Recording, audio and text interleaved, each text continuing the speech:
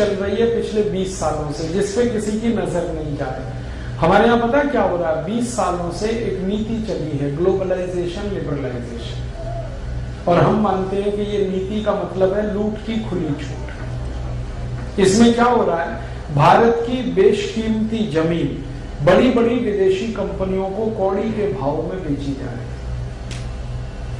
आपका पड़ोसी उड़ीसा है ना, उड़ीसा में एक पॉस्को नाम की कोरियन कंपनी को 55,000 एकड़ जमीन बेच दिया। माफ करना, 55,000 हेक्टेयर, एकड़ में, एक हेक्टेयर में 5 एकड़ होते हैं, 55,000 हेक्टेयर बेच दिया कौड़ी के भाव। और उस जमीन में इतना बड़ा खजाना छुपा है आयरन ओर का।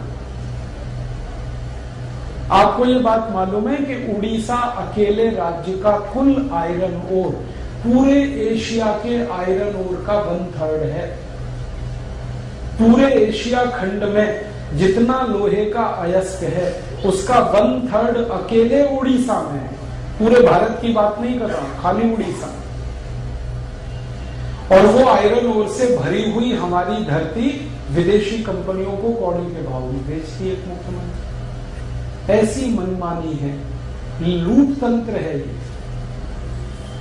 ऐसी एक और बड़ी कंपनी है स्टरलाइट, उनको बेच दिया, 70-75 हजार एकड़ जमीन उनको दे दी। ये जमीनें ऐसे बेच रहे हैं जैसे इनके माता पिता छोड़ के चले गए।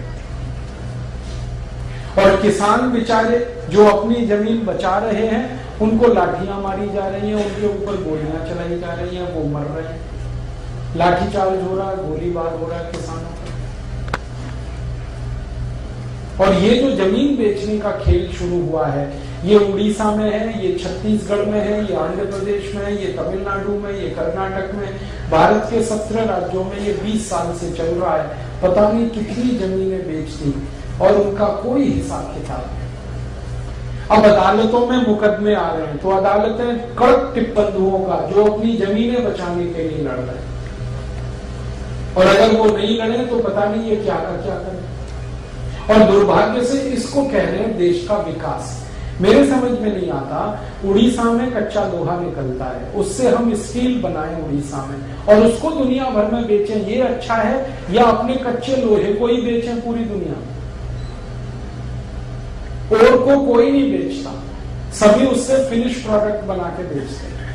हमारे नेताओं को इतनी भी समझ नहीं कि कच्चा लोहा ना बेचा जाए, इसका स्टील बनाओ ताकि यहाँ के लोगों को काम मिले, रोजगार मिले, उस स्टील को बेचो तो थोड़ा मुनाफा भी मिले। और तो हमारा 25 पैसे किलो में बिकता, आपको मालूम है, ये जितना आयरन ओर हम देते हैं 1 किलो का 25 पैसा मिलता है।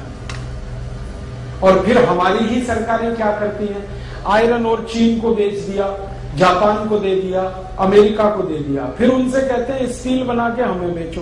तो भारत में स्टील आता है चीन से 50 रुपए किलो, हमारा कच्चा लोहा बेच दिया 25 पैसे किलो, और उसी से चीन ने स्टील बनाकर हमको बेचा 50 रुपए किलो।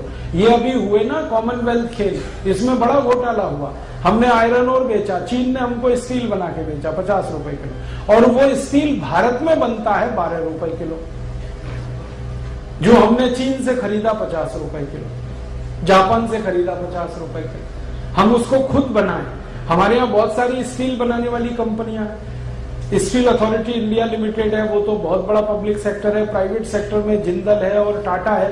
ये सब वो स्टील 12 रुपए किलो के आसपास बना देते हैं। उसको सरकार 25 पैसे किलो में कच्चा लोहा बेच के 50 रुपए किलो में खरीदती है। तो जब कच्चा लोहा सस्ता बेचते हैं इसमें घोटाला करते हैं, और फिर वहां से स्टील लाते हैं उसमें घोटाला। रोज होता है ये काम। करोड़ों मीट्रिक टन हमारा स्टील ऐसे ही बिक गया पिछले 20 साल। ये घोटाले तो इतने बड़े हैं कि जिस दिन ये खुलेंगे आप विश्वास नहीं कर पाएंगे कि अपने नेता इतने गद्दार और बेईमान हो सकते। अब हम